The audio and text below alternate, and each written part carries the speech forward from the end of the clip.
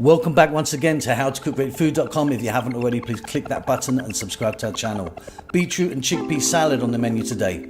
So, cooked chickpeas, cooked beetroot, cucumber, onions, walnuts, cilantro, mustard, lemon juice and olive oil.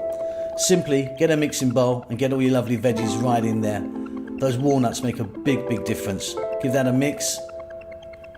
Now what we're going to do is going to make a little dressing. 2 parts of the olive oil, 1 part of the lemon juice, and some nice English mustard, nice spicy mustard in there.